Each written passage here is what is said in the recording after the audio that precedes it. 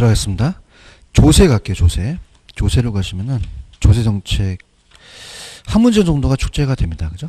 출제돼서 235페이지 아마 제가 조세 목적에 네 번째 줄에 밑줄 치시는데, 절세란 세법이 인정하는 범위에서 합법적인 세금이죠. 탈세는 고유 사실을 왜곡하는 불법인데요. 중요한 거는 세금 부담을 줄이려는 행위일 듯합니다. 자, 어떻습니까? 이 수익금액 누락, 허위 계약서 작성 등이 바로 탈세 행위가 되는데, 조세 회피라는 단어가 있죠. 이거는 이 불법적인 건 아니라는 거죠. 조세 회피는 납세자가 주어진 조세 제도에서 조세 부담을 줄이기 위해서는 법에서 인정하는 범위 내에서 행위를 바꾸는 거죠. 그래서 이거는 불법이다, 불법적인 아니다. 이렇게 해서 한번 나온 적이 있었고요. 조세 기능은 파생적 기능에 거기 자원 배분 기능과 소득 재분배 기능이 중요하다 그랬죠. 그래서 소득 재분배 기능이 중요한 게, 세금은 있는 사람한테 걷잖아요. 그러니까 상속세, 증여세를 걷어서 없는 사람한테 소득을 재분배 역할을 하고요.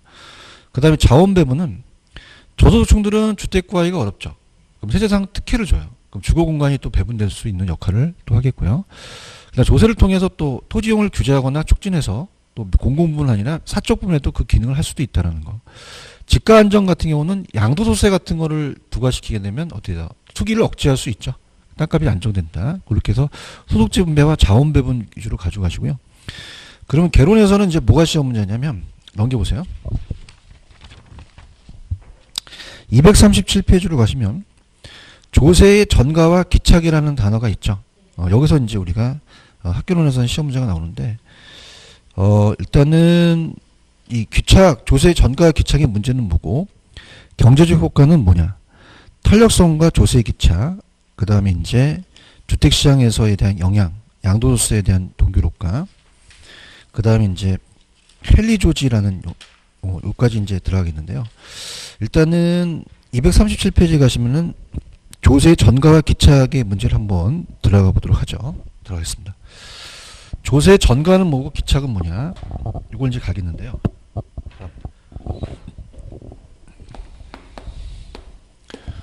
조세의 전가와 기착입니다. 자, 세금은 없는 사람한테 걷어야 돼요? 있는 사람한테 걷어야 돼요? 건물주죠. 건물주가 임대인이 됩니다. 임대인 돼서 정부가 얘한테 재산세를 부과시켜요. 자, 그래서 이제 임차인 입장에서는 임대료가 1,000원이라면요 100원을 부과시킨 거죠. 옛말에 그런 말이 있죠. 있는 놈이 더하다고. 그러면 임대료를 그냥요, 임대료를 올리죠. 가격을 올려버려요. 가격을 인상한 만큼 임차인의 소비자 부담이 커집니다. 총 60원이 올라가요. 그래서 이제 요거를 조세의 부과라는 거는 가세권자가기 때문에 전가라고 얘기를 해요. 그래서 얘가 생산자면 소비자고, 얘가 공급자면은 얘가 수요자가 되겠죠.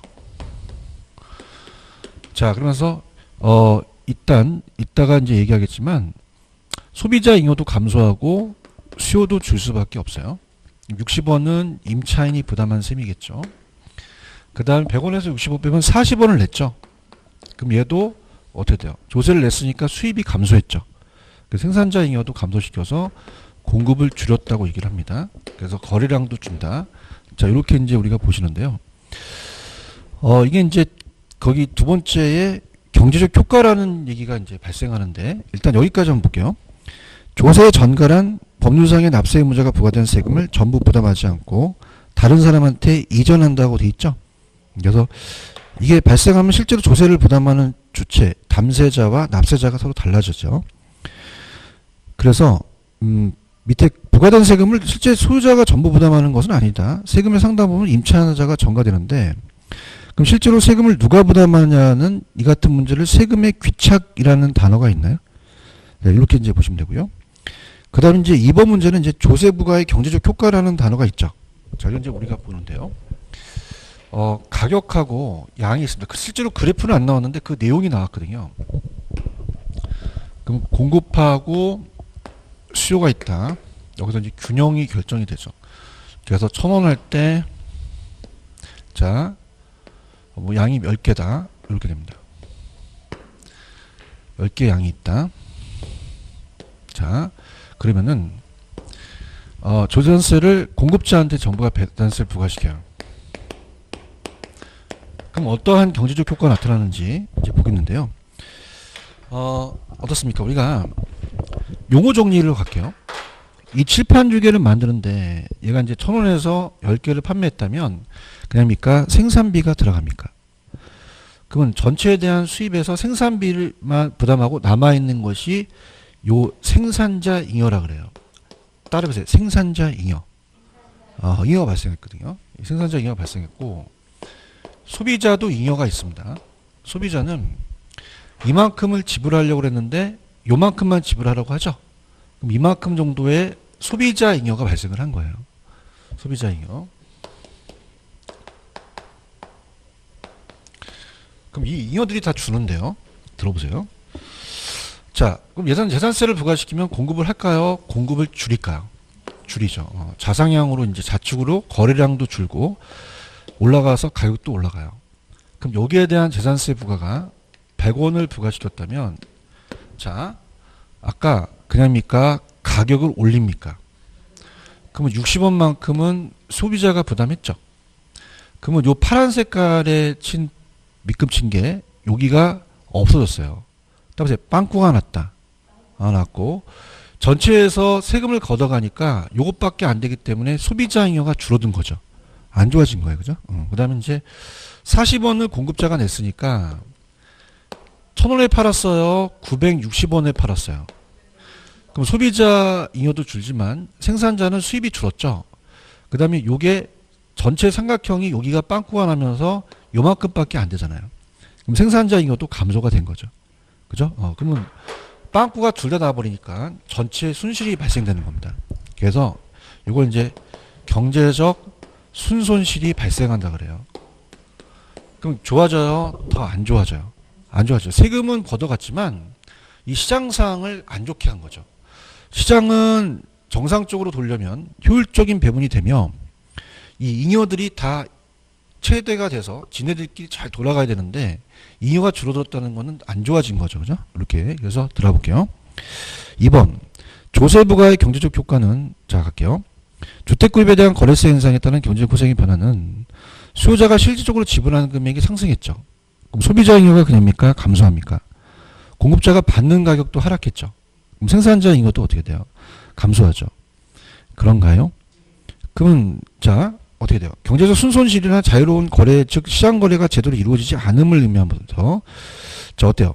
이렇게 되면은 둘 다 빵꾸가 나기 때문에 하나, 둘, 셋, 네 번째 보시면은 총 잉여가 감소한 것은 결국 경제적 순손실이 이어진 거죠. 그러면 어떻게 돼요? 이 원인을 따져보면 경제학에서는 세금을 예로 들 수 있다는 얘기죠. 그런가요? 그 상태에서 수요공급 곡선이 변하지 않을 때 세금이 부과하게 되면 자 공급이 줄어서 빵꾸가 났잖아요. 그러면 탄력적이면은 그냥요 더 반응을 해요. 그러면 경제적 순손실이 공급이 탄력적일수록 더 나타난다는 거죠. 그렇죠? 자 수요곡선이 변하지 않을 때 세금의 부과에 대한 경제적 손실은 공급이 탄력적일수록 더 커진다라고 되어 있나요? 찾습니까? 탄력적은 그냥요 더 반응을 해요. 그러면 더 많이 줄이겠죠. 그러면 더욱더 잉여가 줄겠죠. 그죠? 근데 이제 제가 이게 대학교에서 제가 강의할 때는 어떻게 쓰냐면 이 경제 주체가 탄력적인 애와 비탄력적인 애가 받아들이는 게 틀리다는 얘기예요. 그죠? 그럼 봐봐요. 만약에 1등에서 3등 떨어지는 학생하고 98등에서 100등 떨어진 애 중에서 1등 한 애가 3등 떨어지면 그냥입니까? 굉장히 탄력 반응을 받습니까? 받죠. 뭐 1등은 안 해보셔서 모르시겠는데 자잘해요. 그죠? 저는 안 해봤어요. 저도 안 해봤는데 친구들 보면은 1, 2등이 굉장히 차이 나더라고요. 얘네들한테 자존심이 있어갖고. 근데 얘는 그냥입니까? 어차피 포기했습니까? 탄력적이에요? 비탄력적이에요? 비탄력적이에요. 자살할까요? 나이트클럽 갈까요? 나이트클럽 가고 집에 가도 푹 자요. 그죠? 난 어차피 포기했어 그러는 거죠. 그렇죠? 그러면 지금 빠꾸가 났잖아요. 그럼 누가 더 손실이 올까요? 탄력적인 애가 손실이 올 거라는 게 경제학이에요. 그런가요? 그러면 어떻게 돼요? 여기 탄력적이에요? 비탄력적이에요? 탄력적이죠. 그러니까 탄력적인 주체는 더 커질 거란 얘기죠. 아시겠죠? 그죠? 근데 이제 이거는 수요공급이 변하지 않을 때 공급이 줄어드는데 탄력적일수록 더 많이 주잖아요. 그죠? 그래서 이렇게 받아들일 수 있는데 그냥 경제학적으로 탄력적인 놈이 더 주체가 더 탄력을 받습니다. 아시겠죠? 무슨 얘기인지 아시겠어요? 이렇게. 그래서 이렇게도 3번이 시험에 나왔었어요. 그러니까 우리 학교론에 대한 공인중개사 시험 문제가 계속 어려워지고 있다고 생각을 해요. 아시겠죠? 그죠? 그 다음에 3번에 가시면 탄력성과 조세의 기착이라는 단어가 있나요? 자, 이건 그 상대편의 상대적 탄력도에 따라 틀려지는데, 제가 아까 공공주택 기억나시죠? 그럼 선진국은 공공주택이 적어요? 많아요? 많죠? 선택의 폭이 넓죠? 그럼 불리해져요? 수요자가 유리해져요? 탄력적이라는 거죠. 그 매우 유리하다는 얘기입니다. 그러면은 임대인이 재산세를 전가시키면 얘가 나간다 그러면 잡아야 되죠. 그래서 미안하다. 너한테 조세 부담을 작게 할게. 이런 거죠. 근데 후진국은 임대주택이 많아요? 적어요? 갈 데가 없죠? 그러면 굉장히 탄력적입니까? 비탄력적입니까? 유리해요? 불리해요? 그럼 나간다 그러면 나가라 그러죠? 나가니까 집이 있어요? 없어요? 다시 들어가죠? 전 어렸을 때부터 조세를 너무 좋아해요. 저한테 부과시켜주세요. 그러죠? 그죠? 그럼 조세 부담이 커진다는 얘기예요. 그러니까 탄력적이 부담이 작고 비탄력적이 부담이 크다는 얘기죠. 그래서 제가 이제 참새 시리즈를 이제 그리겠는데, 자, 갑니다. 만약에 이제 제가 그림을 못 그려서 전깃줄에 있는 애들은 참새고요. 서 있는 애들은 사람이에요. 다시요. 얘네들은 뭐라고요? 참새. 얘는 사람. 그러면 수요자 참새가 있고요. 공급자 참새가 있어요. 그럼 얘가 탄력적이고 얘가 비탄력적입니다. 아까 탄력적은 불리했어요. 탄력적은 유리했어요. 비탄력적은요. 불리하죠. 그럼 수요자의 조세 부담이 작아집니다. 그죠? 그럼 얘 조세 부담이 커진다. 조세 부담이 작아진다. 작아지고 얘 조세 부담이 커져요. 그럼 제가 왜 이렇게 참새를 하냐면 A 참새와 B 참새가 있다면 A가 수요자 참새라면 그냥요 굉장히 탄력적이에요. 탄력적이죠. 반응을 하죠. 그죠? 자, 조세를 부과시키는 건 정부잖아요. 제가 이제 사냥꾼이에요. 그죠? 보수. 그래서 여기 총에다가 재산세 탄화를 장착시켜요. 그럼 창 쏘려고 하니까 탄력적은 그냥이야 반응이 빨라. 그럼 많이 맞아? 적게 맞아? 적게 맞죠. 근데 비탄력적은 그냥이야 반응이 둔해. 그러면 조금 맞아? 많이 맞아? 많이 맞는 거죠. 아시겠습니까? 그러면 완전 탄력적은 그냥 유리해? 완전히 유리해? 그럼 얘가 전액 부담하지 않아요. 그죠? 그럼 전액 부담한다? 안 한다? 안 하죠. 그럼 얘가 차닥 손이 끌고 가니까 그냥이야 완전히 반응을 했어. 그냥 있어? 날아갔어. 맞아? 안 맞아? 안 맞죠. 근데 완전 비탄력적은 그냥 불리해요? 완전히 불리해요? 그럼 얘가 전액 부담한다는 거죠. 전액 부담. 그러면 얘는 그냥 탄력적이다? 완전 비탄력적이다? 둔하죠. 내가 총을 걸으니까 가만히 있어. 총구를 쳐다봐. 돌리니까 그래서 내가 총 장을 팍 당겨갖고 총 쏘니까 피가 질질지면서 내가 다 맞았구나 이런 거죠. 그죠? 아시겠죠? 그죠? 갈게요. 자, 탄력성과 조세 기착은 세금의 기착 문제는 수요공급의 상대적 탄력성에 따라 달라진다 그랬죠. 그래서 세금의 부과는 공급자에게 부과하든 수요자한테 부과하든 수요와 공급이 완전 비가 아닌 한 어느 일방이 부담하고 기착되지는 않습니다. 정도의 차이는 있지만 쌍방이 기착되죠. 그럼 2번 수요가 탄력적이라고 돼 있죠. 그러면 수요자가 유리하니까 수요자 부담이 작아진다는 거예요. 그죠? 수요가 만약에 비탄력적이면 수요자가 불리하죠. 그럼 수요자 부담이 커지죠. 공급자가 그럴 때는 반대고. 그래서 밑에 가시면 수요가 탄력적이면 유리하니까 소비자 부담이 작아지고 수요가 비탄력 소비자 부담이 커지겠죠. 넘길게요. 자, 공급이 탄력적이면 그냥입니까? 공급자가 유리합니까?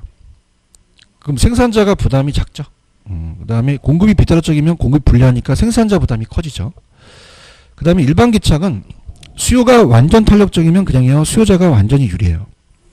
그럼 공급자가 전부 부담하죠. 수요가 완비면 수요자가 전부 부담을 하고요. 자, 밑에 공급이 완탈이면 그냥입니까? 공급자가 완전히 유리합니까? 그럼 수요자 전부 부담하겠죠. 공급이 완비면 공급이 완전히 불리하니까 공급자가 전액 부담하겠죠. 이해하셨습니까? 그 다음에 4번에 주택시장의 영향이라는 단어가 있어요. 여기 이제, 제가 이제 설명을 해드릴 텐데, 양가로 1번은 지문이 안 나왔었고, 양가로 2번의 내용이 나왔었거든요. 그래서 시험 문제 어떻게 나왔었냐면, 이제, 일률적으로 이 재산세를 부과시켰다. 이 취득세라고 한번 해볼게요. 그럼 일률적으로 하게 되면 역진세가 발생돼요. 무슨 세가 발생된다? 역진세. 그래서 누진세라는 얘기, 차등가세라는 얘기 들어보셨죠? 그래서 이거는 이해를 돕기 위해서 이렇게 하겠습니다.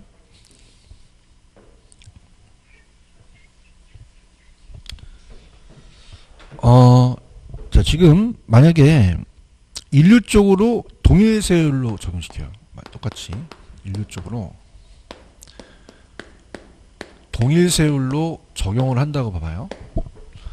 자, 그래서 만약에 갑니다. 자, 고가주택은 반짝반짝 별이 빛나서 신규주택이에요. 신규주택에 살고 있는 사람들은 고소득층이죠. 자, 그 다음에 자 5억짜리입니다. 근데 금이 많이 갔어요. 금이 많이 가서 자, 요건 1억밖에 안 해요. 자, 이건 이제 거기 보시면 기존 주택이라고 되어 있을 거예요. 기존 중고주택.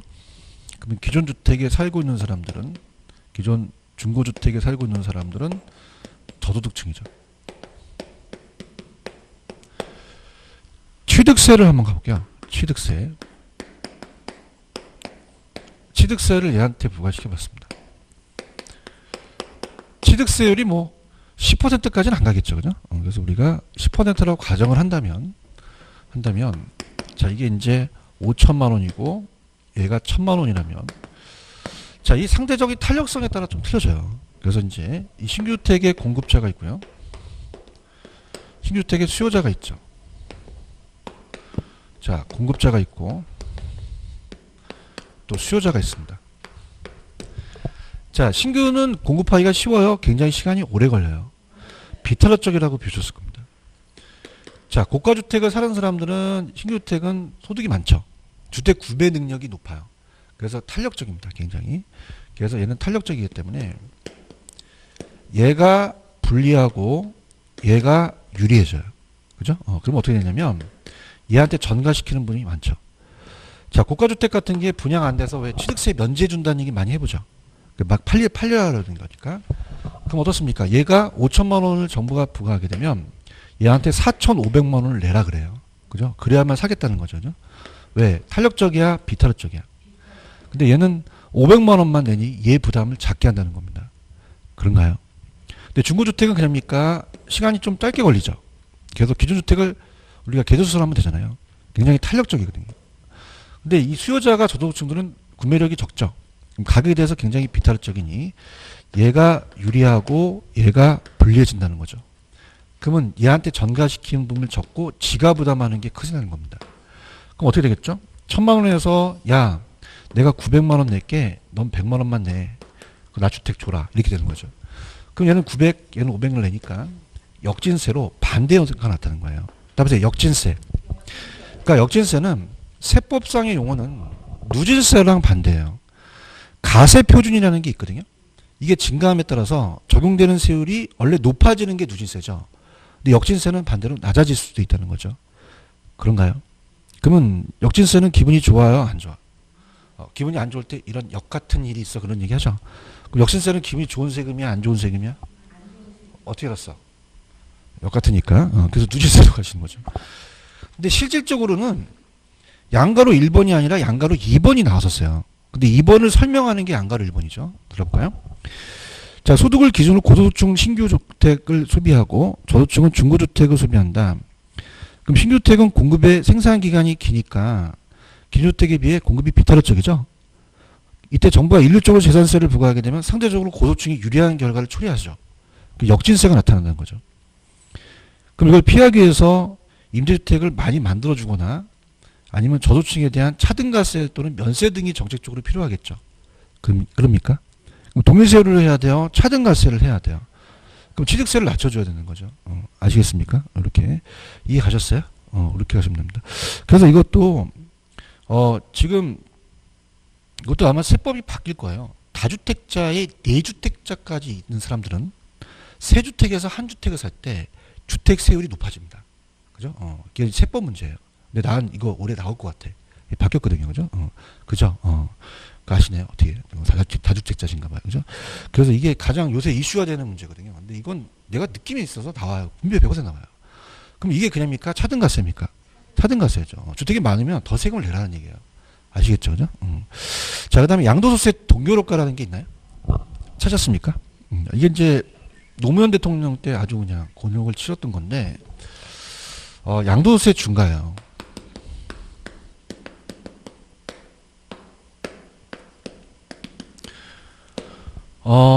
우리가 이제 정책이 세 정책으로 나눕니다. 우리나라의 정책이 지금 가장 이슈가 됐던 게, 2017년, 자, 8.2 정책하고, 2018년 9.13 정책, 우리가 19년에 들어와서 12, 16 정책이에요. 이 세 정책이 가장 이슈가 된 정책인데, 이 정책을 또 썼죠. 문재인 정권이. 그래서 8.2 정책 때 양도세를 중과시킨다고 합니다. 다주택자한테. 그죠? 그래서 어떻습니까? 그냥 이래요. 시간을 좀 줘야 돼요. 2018년 4월 달까지 줬어요. 그죠? 그러면은 노무현 대통령 때 생각해 볼게요. 정부 생각은요. 왜 이걸 하냐면 양도세를 중과한다 보니까 애들이 쫄아가지고 물량을 내놓을 줄 알았어요. 그럼 정부 입장에서는 그냥입니까? 공급이 쏟아져 나옵니까? 가격은요? 낮아질 걸 생각한 거죠. 그건 누구 생각이죠? 얘네들 생각 아니에요. 얘네들은 일가구 주택이기 때문에 일가구 주택 다주택이잖아요. 정권 바뀌면 되는데 내려갑니다. 그게 동결효과예요. 동결효과는 꽁꽁 얼어붙어서 물량이 잠겨버린다는 겁니다. 그럼 공급이 나온다 안 나온다? 가격이 올라간다는 거죠. 맞습니까? 그래서 문재인 정권에서 칼을 든 게 보유가세입니다. 그죠? 야 니네들 얼마나 견디나 보자. 그죠? 그래서 지금 싸우고 있어요. 다주택자하고. 아시겠어요? 그러면 양도세 중과 동결효과 나오면 공급 증가 감소, 가격 상승 하셔야 됩니다. 아시겠습니까? 그래서 양도세는 주통과세예요. 전부가 주택 수요나 투기 억제 정책으로 사용하려고 과열되는 양도세를 올리거나 투기 지역의 지정을 양도세를 실거래가로 과세하거든요. 이게 원래 양도세는 공시지가잖아요. 근데 그냥입니까? 이건 실거래가입니까?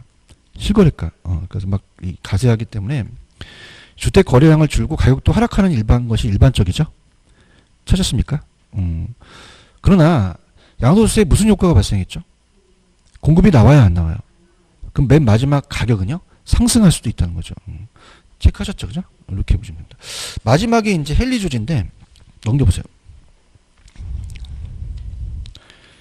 자, 6번에 양가로 2번에 가시면 헨리 조지 있어요? 별 조지가 다 나오죠? 무슨 조지? 헨리 조지. 시험 부분 조진다. 헨리 조지. 자, 이게 토지 단일세 운동을 주장했어요. 내가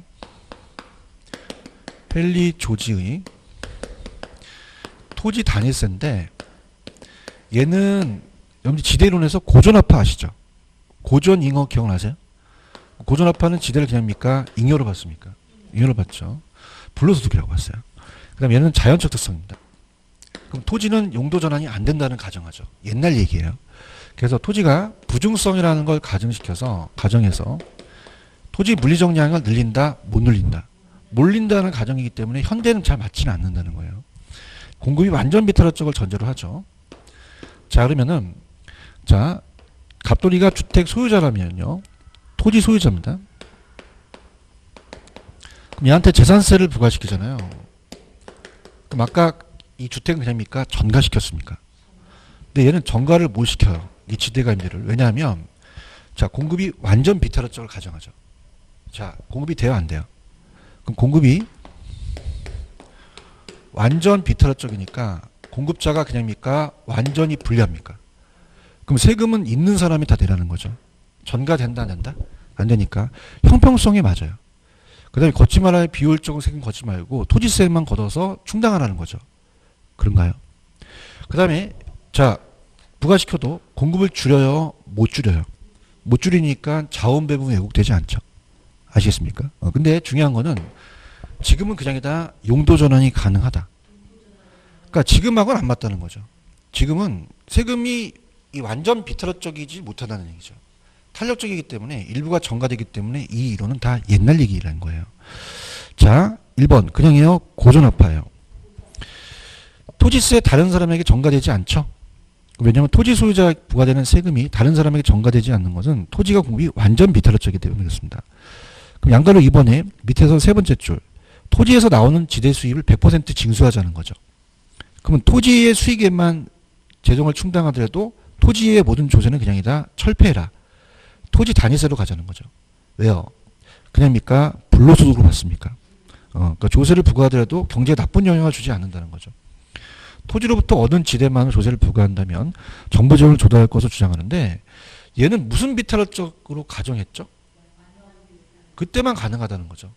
소득인 지대에 대한 조세를 부과하더라도 자원 배분이 여기 초래되지 않는다는 건데 현실과 맞다 안 맞다? 안 맞아요. 현실은 그냥요 용도가 다양해요. 전환하죠. 공급이 완전 비탈적이지 못합니다. 요즘 들어와서는. 그죠? 그렇기 때문에 옛날 이론이기 때문에 그냥 완전 비탈적이라는 가정 하나가 나오면 헨리 조지 이론이라고 가져가세요. 아시겠죠? 오늘 프린터 다 받으셨나요? 투자 파트로 합니다.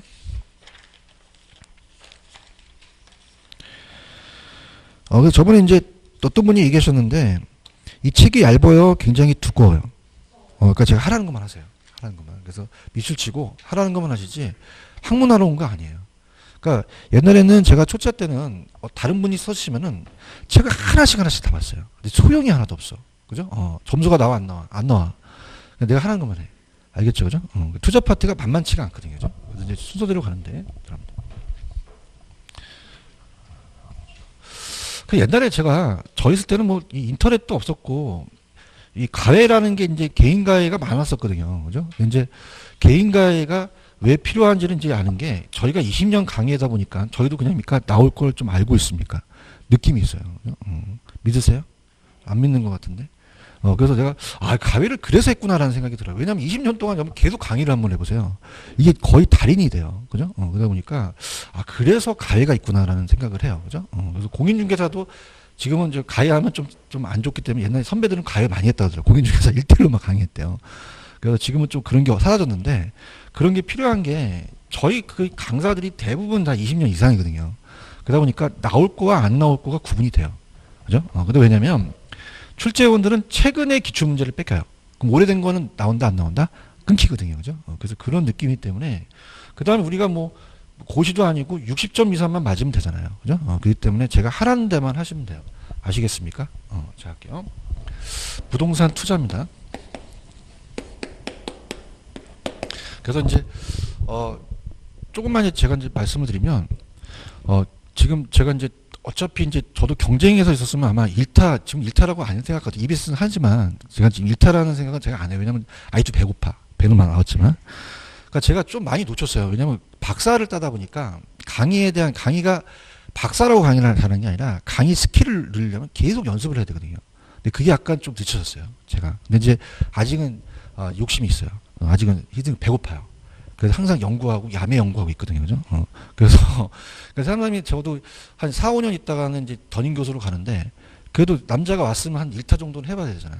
열심히 응원해 주시기 바랍니다. 후기 게시판에 좀 올려주시고 박수 많이 치더라고요. 근데 별로 게시판에도 안 올리고 있는데 그래서 굉장히 저는 지는 게 싫어요. 지는 게 싫어서 막 연구하고 막 그렇습니다. 그죠? 근데 이제 중요한 거는 강사 스킬이에요. 그죠? 이 1타 강사들 보면은 수능이라는 애들도 거의 다 걔네들이 괜히 나온 게 아니에요. 거의 연구를 하거든요. 그죠? 야매 괜찮아요? 야매? 야매. 계산 문제도 야매가 있거든요. 그죠? 이런 거. 그래서 합니다. 투자론 파트는 6에서 한 7문제가 출제가 돼요. 그래서 자금의 투입인데 부동산인데 임대용 부동산에 투자합니다. 그러니까 투자의 개념만 가져가세요. 개념. 자, 개념만 가져가시면은 자, 투자라는 것은 내가 1억을 투자해서 1년 후에 1억 2천만 원을 벌어갑니다. 그럼 내가 낸 거는 그냥입니까? 현재입니까? 1년 후의 수익은 미래. 내가 낸 건 확실하죠. 확실한데 자, 얘는 불확실해요. 불확실합니다. 그럼 현재 확실히 지출해서 이걸 희생해서 미래의 불확실한 수익을 교환하는 행위를 목적으로 투자라고 하거든요. 근데 가장 핵심 포인트가 이거예요. 현재 낸 건 확실하죠. 미래는요. 그냥요 위험이 따라요. 위험이 따르죠. 그 위험할수록 그냥이야 더 달라 그래. 더 많은 걸 요구하죠. 보상을. 요게 키포인트가 되고 투자와 투기는 다르죠. 그럼 우리가 투자라는 것은 자 내가 20억짜리 건물을 사서 취득만 합니까? 임대사업도 합니까? 운영도 하죠. 그죠? 그래서 운영이라는 자체는 인컴 게인스 소득이득이에요. 그래서 땅은 임대료를 받고 지대를 받고 건물은 임대료를 받죠. 처분이라는 거는 양도차익입니다. 자본이득을 받아요. 그래서 얘는 여러 번이고 딱 한 번만이죠. 그래서 3단계고 장기예요. 근데 투기는 달라요. 여러분들은 투자하셔서 운용소득을 많이 원하길 원해요? 양도차익을 많이 원하길 원해요?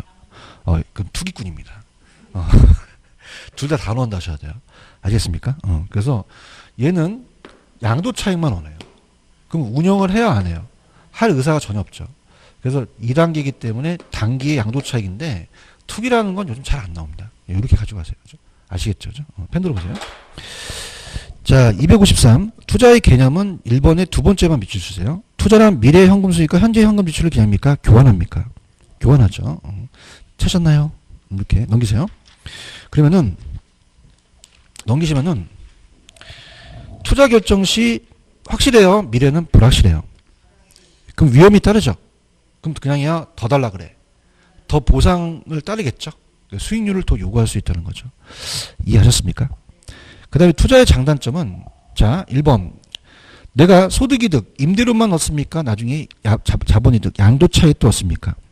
다 얻죠. 토지 영속성 때문에도 그렇고 지렛대 효과는 타인 자본을 이용해서 자기 자본의 수익을 높이는 건 이따 해드리겠고 절세 효과라는 단어가 있죠. 또 세액 공제도 해줘요. 구매력을 보호시킨다는 거는 자 요게 이제 염려 조금 어려운데 인플레가 굉장히 심해요. 그냥입니까? 물가가 상승합니까? 그럼 화폐 가치가 어떻게 될까요? 떨어지죠. 그럼 갑돌이가 그 전에 이 물가가 상승하기 전에 부동산을 사놨어요. 그러면 사람들은 화폐 가지려고 그래요? 얘 부동산 가지려고 그래요? 얘 인기가 많죠. 부동산 가격이 올라가서 인플레를 방어합니다.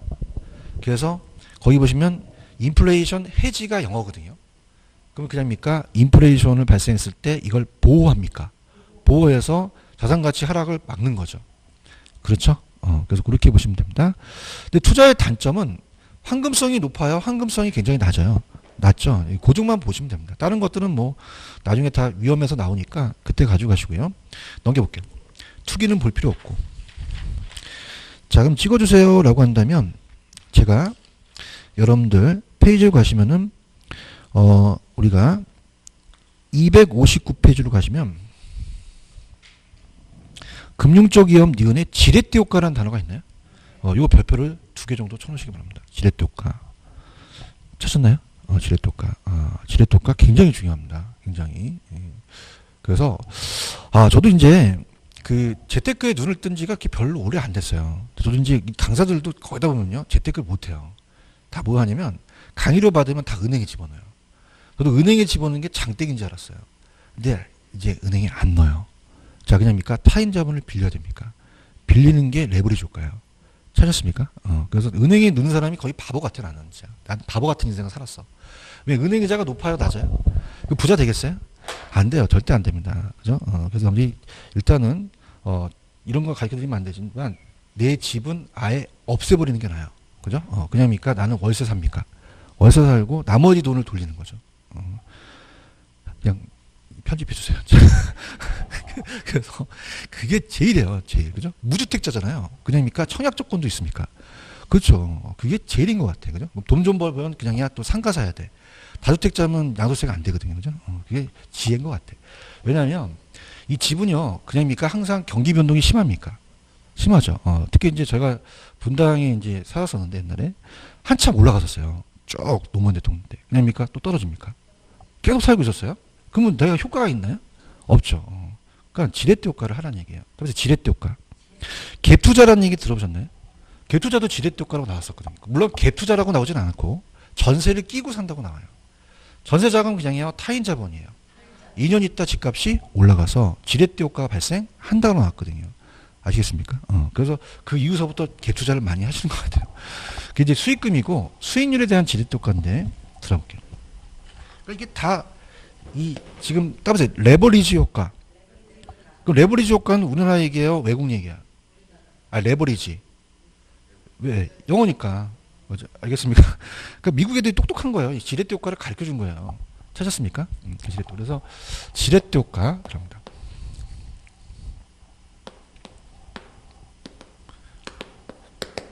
그 나중에 이제 조금 더 제가 돈을 좀 많이 벌면 유튜브 좀 한번 하려고 그래요.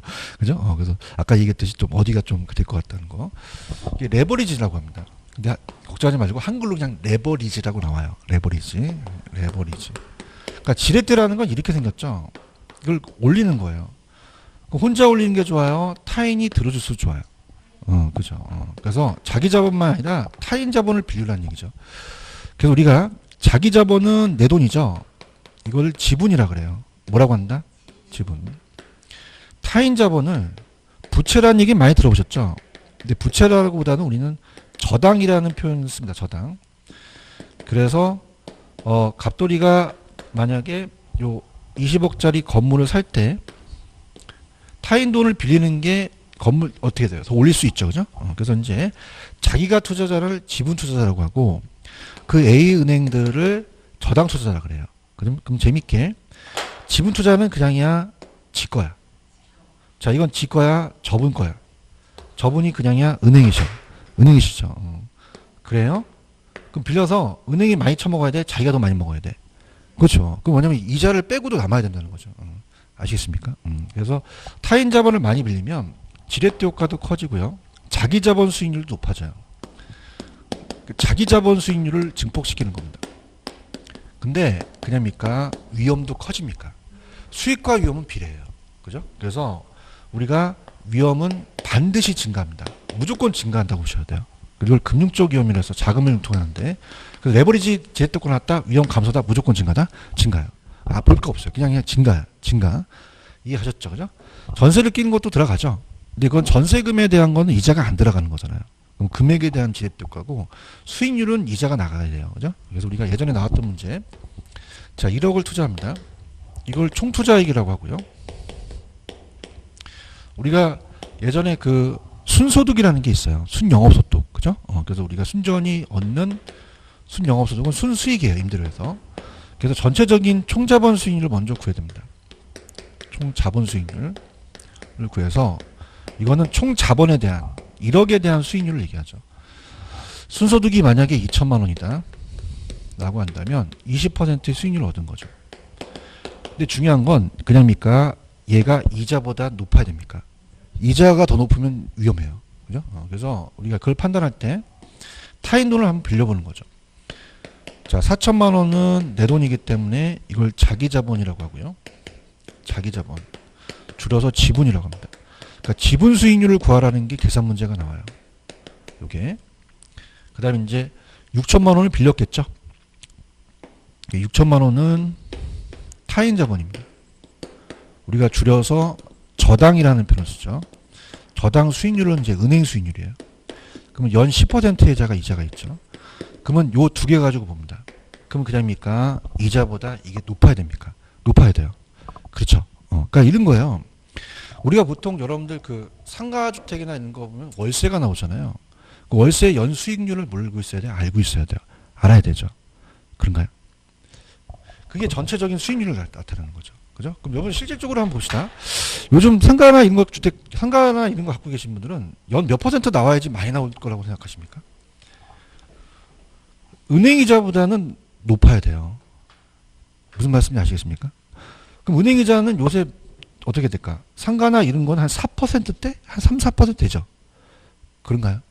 근데 전체에 대한 이 총수자본 수익률이 2%밖에 안 나오면 하시겠어요? 안 하죠. 이 두 가지 갖고 판단하는 거죠. 그런가요? 그러면 자, 얘가 20%를 원했어요. 근데 그냥입니까? 이자가 이거 낮아야 됩니까? 낮아요. 10%라도 이득은 있어요. 아시겠어요? 그럼 왜 그러냐면은 자, 이건 그냥입니까? 자기 자본 대비입니까? 아까는 1억이었죠. 근데 이제 얼마만 들어가면 돼요? 4천만 원 들어가면 되죠. 그런가요? 4천만 원만 들어가니까 2천이라는 것은 수익률이 높아지죠. 근데 그냥이야 이자를 빼야 돼. 그죠? 그러면 그래야지만 우리가 수익률이 나와주는 거죠. 그럼 6천에서 10%는 600만 원이니까 1,400만 원을 나누게 되면 35%가 나오거든요. 그럼 그냥입니까? 이거 할만합니까? 할만하죠. 이자를 빼고도 내 수익률이 나와주니까. 맞아요? 그래서 유튜브를 보시게 되면요. 항상 얘기하는 게 은행에서 돈을 안 빌릴 때 수익률을 얘기합니다. 그죠? 그럼 이거 빌렸어요? 안 빌렸어? 그러니까 이거 자체는 총 전체적으로는 어떤데? 안 빌렸을 때는 거죠. 분위기가 안 좋아서. 다시 할게요. 이거 빌렸어? 안 빌렸어? 안 빌렸고 그냥 안 빌렸다는 가정에서 전체적인 수익률을 보는 거죠. 그런가요? 근데 은행에서 빌린 수익률을 또 대비해줘요. 그죠? 빌린 수익률이 얘보다 그냥 많이 나와야 돼요. 많이 나와야 되죠. 맞습니까? 그럼 고로 이 전체적인 수익률보다 이자가 낮아야 된다는 거죠. 이 두 가지로 지렛대 효과를 판단합니다. 이해 갔나요? 그럼 여러분 생각하실 때 돈을 안 빌렸을 때보다 어떻게 돼요? 빌렸을 때가 더 많이 나와야 되죠. 1억 대비보다 4천이 더 나와야 되잖아요. 그런가요? 그럼 그냥입니까? 이자가 제일 낮아야 됩니까? 이걸 판단한다는 거죠. 이해하셨습니까? 그럼 우리가 정이라는 긍정적인 플러스가 나와야지 하시겠죠. 그럼 자기 자본 수익률이 제일 높아야 된다는 거죠. 자기 자본 수익률이 지분입니다. 그 다음에 임대료 수익만 있어요? 양도 차익도 있어요. 만약에 가치가 10% 상승하면 1,000만 원도 여기 넣어야 돼요. 근데 가치 상승이 안 나올 수도 있거든요. 그죠? 아시겠습니까? 그 다음에 지분 수익률이 제일 높아야 되고 그 다음에 중간에 총자본이에요. 종합 수익률. 전체적인 수익률이 나오고요. 그 다음에 은행이 먹는 저당은 저분이시죠. 그럼 은행이자가 높아져야 은행이자가 제일 낮아야 돼. 이 두 가지로 판단하거든요. 그죠? 그런가요? 그럼 당연히 지금 얘가 판단했을 때 20%가 전체라면 이자 빼고도 수익이 남죠. 그러면 자기 자본 수익률이 얘보다 높아진다는 겁니다. 이해 갔나요? 그때는 그냥요 돈 빌리는 게 나아요. 낫죠. 긍정적이라는 거죠. 근데 불안한 거는 마이너스가 온다는 거는 그냥입니까? 이자가 셉니까? 세요. 전체 수익률이 만약에 20%인데 30% 이자를 달라 그래요. 그럼 그냥입니까? 요 마이너스가 납니까? 마이너스 나죠. 그럼 수익률이 낮아진다는 거죠. 아시겠습니까? 그 다음에 중립적이라는 거는 지렛대 효과가 발생하지 않는 건데 0인데 다 같아지는 겁니다. 그건 뭐냐면 요 차이가 제로예요. 그럼 수익률이 어떻게 돼요? 더 추가적인 게 안 나오죠. 그러면 이게 얘랑 똑같아진다는 거죠. 아시겠습니까? 이렇게. 자, 그래서 어떻습니까? 여기서 어떤 수익률이 제일 높아야 돼요? 자기 자본, 종합, 그 다음에 저당. 그럼 저분이 많이 먹어야 돼요? 지가 많이 먹어야 돼요? 자기가 많이 먹어야죠. 갈게요. 펜 들어보세요. 자, 지렛대 효과 의 있어요? 자, 레버리지 효과는 무슨 자본을 이용하죠? 타인 자본. 네, 부채비율이 증가함이 자기 자본 수익률에 미치죠? 그 다음에 수익금이 아까 어때요? 매입금의 크기 때문에 투자자 모두 자금을 다 투자하기 쉽지 않기 때문에 주택자금을 조달하기 어려울 때 전세제도라는 게 있죠. 찾았습니까? 전세제도가 지렛대 효과예요. 그죠? 그러면 전세자금은 내 돈이에요? 타인 자본이에요? 이자는 안 나가겠죠. 그래서 2년 있다가 집값이 올라간다는 얘기입니다. 아시겠습니까? 이렇게. 그 다음에 수익률의 지렛대 효과는 이자가 낮아야 되죠. 그러면 양가로 1번 그냥입니까? 정이 좋습니까? 정이 지분 수익률이 제일 높죠. 종합저당. 그러면 종합이 저당보다 높다면 타인 자본을 사용은 자기 자본 수익률을 높게 뵙고요. 부라는 거는 그냥요 저당이 더 높아요. 저당이 종합보다 높죠? 그럼 타인 자본을 이용하면 내 자기 자본 수익률은 떨어뜨린다는 거죠. 중립적이라는 건 그냥입니까? 다 같아집니까? 부채 비율이 변해도 자기 자본 수익률이 변화가 없다라는 거죠. 이해 가셨죠? 이렇게 해서. 그럼 1번 문제 한번 풀어보세요. 1번 스타트.